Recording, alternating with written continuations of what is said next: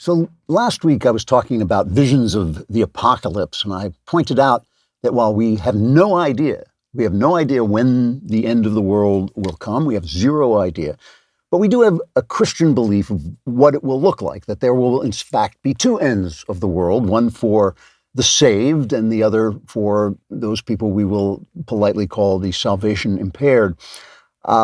And I was saying that if you follow the trends of our current history, what it looks like is that one path that we're on leads to a mechanistic, materialistic, inhuman future where science becomes the science, like the Wizard of Oz, and promises that we're going to have power and happiness and eternal life, but really we all end up drugged in a metaverse that has no true love or friendship in it, where the powerful make all the decisions for us, the knowledgeable, the experts make all the decisions, and we have no freedom on our own because, the climate is going to destroy us if we don't do this, and the science says that, and you must follow the science. I mean, you could see it. You could see the trend in this pandemic where people have to wear masks and hide in their room, be afraid all the time, while the Faucis are going to tell us what to do. And that you can really see if you look far enough down that road, like about 2 miles down that road, what the end of that idea is going to look like and the kind of hellish world that could lead to. The Christian idea, I think, is of a more human humanity. I talked about it being a kind of a cycle that we can return to childish innocence, not by going backward, but by going forward and becoming so knowledgeable, so wise that we become innocent again. And that means making choices, maybe making the choice to die instead of to live. I mean, making the choice not to become some immortal head floating in a jar, but to live a natural life with a natural conclusion. And I ended by saying that it seems to me that the dividing line is femininity, how we treat femininity and how women decide to regard their own femininity. Now, in order to talk about this, we have to have a definition of femininity because it can mean a lot of different things, and it's my show, so it's going to be my definition. And I want to make it clear at the outset that I'm not telling anybody how to live or what to do. Some of you who are more perceptive may have noticed I'm old. They don't call me Hot Gandalf for nothing. They call me that because I've been roaming around Middle-earth for almost 2,000 years. And I don't care what you do. I do not care what you do, how you live your life. I'm simply making observations about what I've seen in my 2,000 years. Now, first of all, femininity is obviously not the guise of femininity. It's not wearing dresses or lipstick. It's not sewing. It's not doing all the things that we associate with femininity. I mean, some women don't act in a feminine way, and they are feminine. I had a cousin when I was a kid. She was my favorite cousin, a woman named Belle. She was a battle axe. She was like a huge woman. She used to come into the house and go, "Where are the kids? Get me those kids. I'm going to hug them till they die. Come out, bring them." I loved this woman, and she was a feminine woman. All she wanted to do was feed you and take care of you. And the hilarious thing about her is her husband was a tiny little man who was an absolute mouse, and he ruled their household. I mean, all he had to do was say, "Well, dear, I think what we should do is this," and she would do it. It would get done. She was all girl, but she didn't act in the way that we usually associate with femininity. Those things are exactly what the left says they are. Those things are social constructs that we use to remind us of an inner world. The left says, they're attached to nothing. It's just a social construct. We just put it together. But no, they are there to emphasize and remind us and play out and act out something that is internal in the same way that kneeling in prayer is there to act out devotion.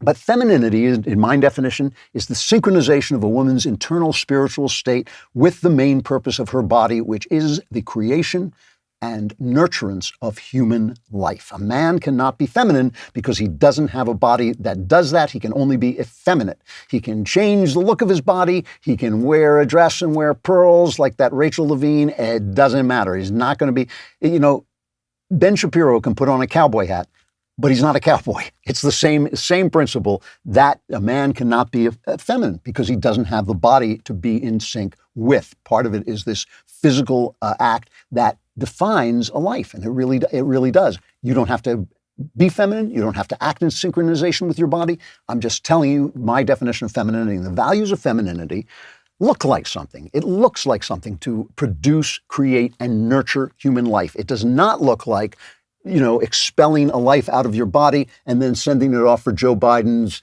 minions to teach about gender and race relations with government-paid daycare. It actually looks like taking care of children and feeding them. You don't have to feed them out of your body, but still feeding them as if out of your body.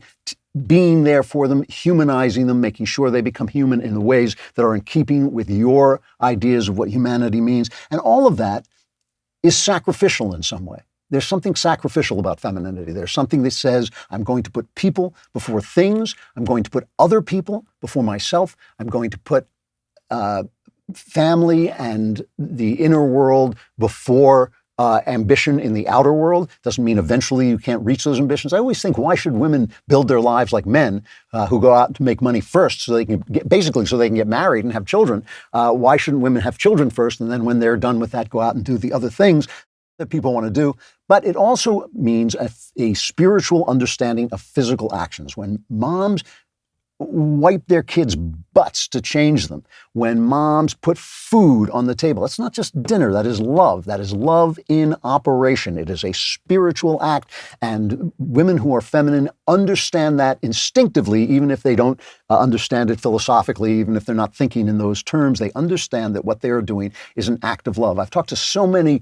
I remember a woman not that long ago who said to me, oh, now I have a child, my hands are going to be in crap all the time. So I said, your hands are always in crap. They're just going to be in someone else's crap, because that's an act of love. Homemakers and moms lay aside the values of power, the value of productivity, the value of wealth in order to do things for human beings that they have created and who have helped them in that creation.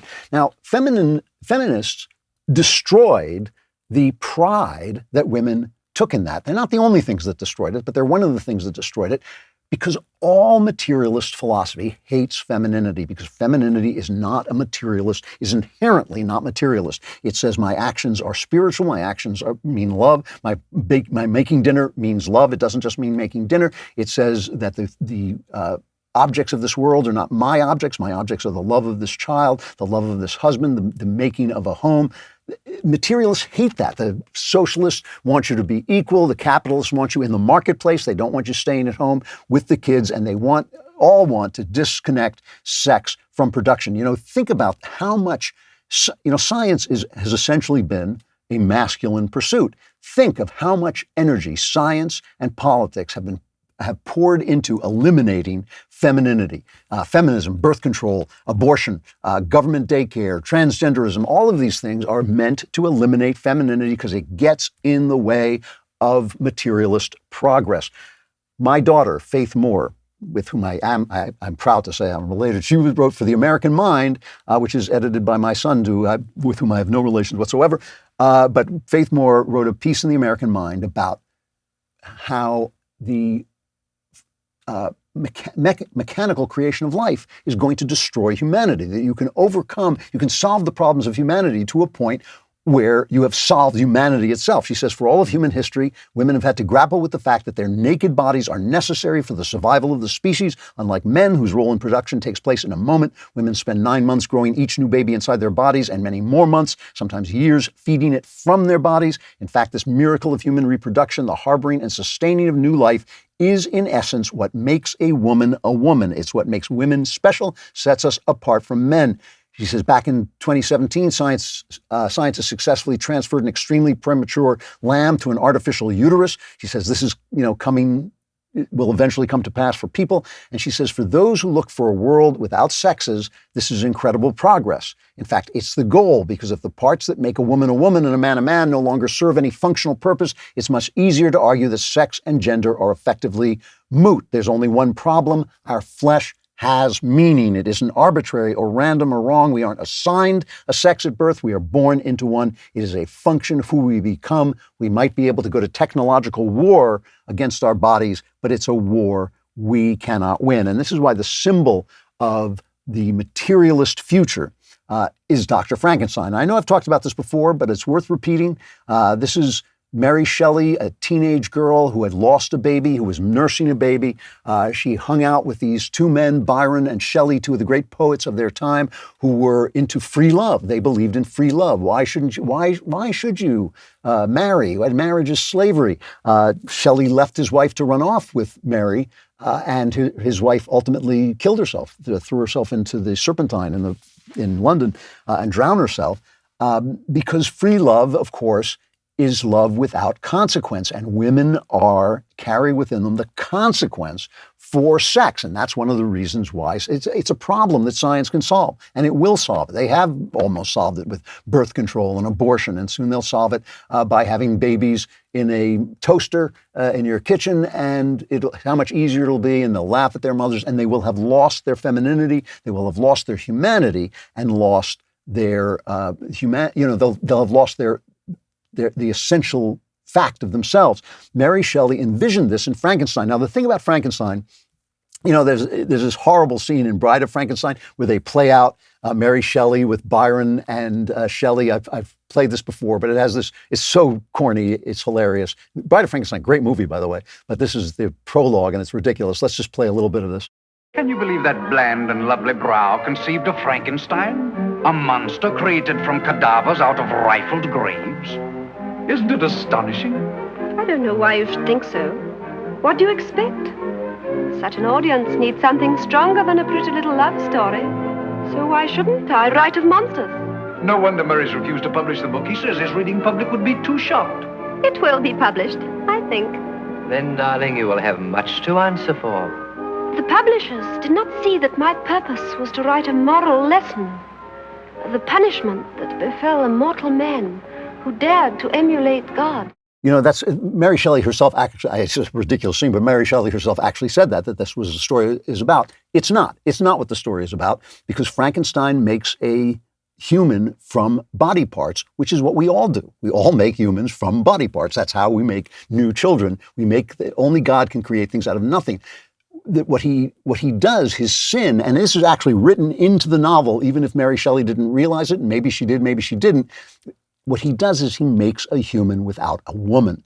And Mary Shelley invented science fiction, writing this novel, and science fiction has always, I should say not always, but it has increasingly dealt with this horror of the human, of the female form and the female body. And we have seen in, for instance, Terminator, what does he do? What does the monster do, the Terminator do when he wants to stop a rebellion? He comes back to kill the mother, right? We saw the Matrix, a word that comes from the same word as womb, which means the womb is made by two transgender guys in which reality doesn't exist at all. And he's already invented Mark Zuckerberg's metaverse, right? Now, I've talked about why feminism makes a certain amount of sense, that women's economic role has been undermined by science as well. Women used to be called the distaff because they made clothes, they made food, they helped with the farm, and all those home industries were taken away when factories came in. And that's when feminism came up on the rise. And I'm kind of hoping that computers will bring home industries back, because we see what happens when women are at home with their children. We see that these evil teachers, wicked teachers who are teaching children to be racist and are teaching children to be perverted sexually, they get caught by mom. Mom comes home and suddenly says, hey, you can't do this. And they say, well, we're not doing it. And it's like, I saw you because I was home. And we have to hope that women regain their economic power that they had in the old days through more technology, which often solves old technology. If Frankenstein is the symbol of the hellish future, the future of the salvation impaired, the future of materialism in which science solves the problem of humanity by ending it, I would say that the Virgin Mary is the symbol of the New Jerusalem, is the symbol of the future that I'm hoping for, and the future that may only come after death, when a New Jerusalem comes forward. Mary is the one who sacrifices, who was told by God that this thing is going to happen to her that could possibly ruin her life. She's going to get pregnant without a husband. She's going to get pregnant, and her husband, her fiance, will find out about it, and she's going to have to explain it to him. It's not going to be easy. And she says, here I am the handmaid of the Lord. She makes that sacrifice, and she is a symbol of the fact that when God himself wants to be human, the first thing he does is he picks out a mother. And he picks out a mother because women are the gateway into humanity, not just in the Dave Chappelle sense between their legs, but also in the creation of humanity in their interchange with infants. This is a scientific fact. Wordsworth wrote about it in poetry, but we now know it is also has a physical analog, that there are parts of the brain that only come online when they interchange with the mother, and a child begins to become an individual and a human with mothers. Women are going to make this decision. Women are going to decide whether to play into their femininity, whether they can turn their backs on some of the wonderful things that you get by being out in the world, whether they can turn their backs on the values that have been pushed on them by the left, whether they're going to turn their backs on the materialism of capitalism and socialism and say, no, there is a third value, and that is the value of femininity, and all of our fates will be decided by them. Hey, please like us and subscribe to our channel. We will give you more great content just like this.